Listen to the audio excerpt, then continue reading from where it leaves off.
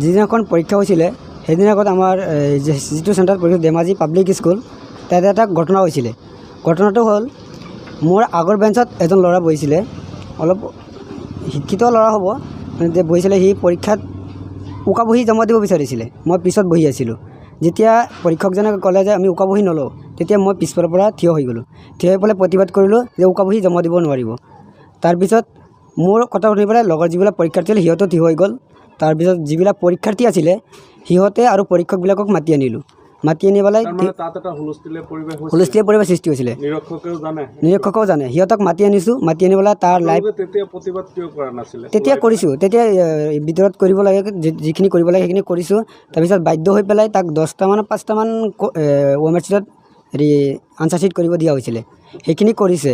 আৰু আমি পৰীক্ষাৰ্থীসকলক যিসকল পৰীক্ষক আছিলে সিহঁতে তাৰ লাইভ ফটো লৈছে, তাৰ ডকুমেণ্টছৰ ফটো লৈছে, আমাক আশ্বস্তি দিছে অসুবিধা নাই, যাব পাৰা।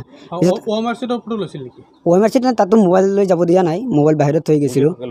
নিৰীক্ষকসকলে ফটো লৈছে। তাৰপিছত আমি ওলাই পেলাই তাৰ ৰোল নম্বৰটো চাৰ্টৰ পৰা ৰোল নম্বৰটো লিখি লৈছোঁ। ৰোল নম্বৰটো আৰু তাৰ নামটো অমিত বুলি মানে শুনা পাইছোঁ, কিন্তু টাইটেলখিনি নাজানো। কালিৰ যেতিয়া ৰাতিপুৱাৰ পৰা চাই আছোঁ যে মোৰ নামটো হ'ল সেই নামটো সেইদিনাখন 13 মাৰ্চৰ দিনা মই প'ষ্ট দিছোঁ। এইখিনি ঘটনা হৈছে। এতিয়া মানে কি যেতিয়া কালি ৰিজাল্ট দিলে, ৰিজাল্টৰ চাৰ্টখন চালোঁ, মোৰ নামটো নাই। মইতো এজন যিখিনি কৰিব লাগে সেইখিনি কৰিছোঁ, মোৰ নামটো নাই বাদেই। যিজন মোৰ আগত OMR চিট ব্লেংক দিছে, যাক জবৰদস্তি কৰিছোঁ, তাৰ নামটো সেই লিষ্টত আছে, অমিত। ৰোল নম্বৰটো হ'ল 12690042।